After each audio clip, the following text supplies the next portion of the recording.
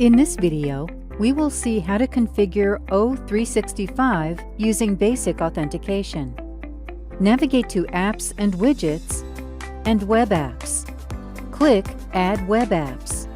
Search for Office 365 app and click Add to choose the WS Federation plus Provisioning app.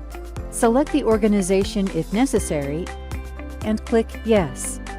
Click Close. Set up an Office 365 role before provisioning the web app. Enter the onmicrosoft.com admin username and admin password. Click Verify.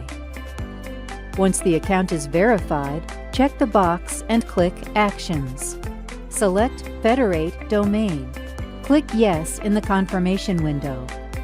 Click Close. The type is updated as federated. Go to Provisioning. Click Enable Provisioning for this application. The license summary displays the total number of licenses we have and number of licenses in use. In the Sync Options section, select Sync Overwrite Users to target application when existing users are found with the same principal name. Do not deprovision users. The default rule for this is when the user is disabled from the Active Directory, their user licenses will be removed.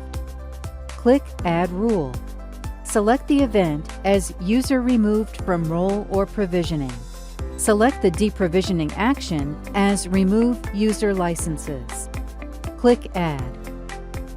Scroll down to the Role Mappings section. By default, the user is assigned licenses mapped to each role they are a member of. Role order has no effect. Click Add.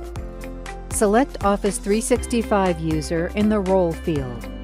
Select the license profiles and select and deselect the entitlements as needed. Click Done. Click Save.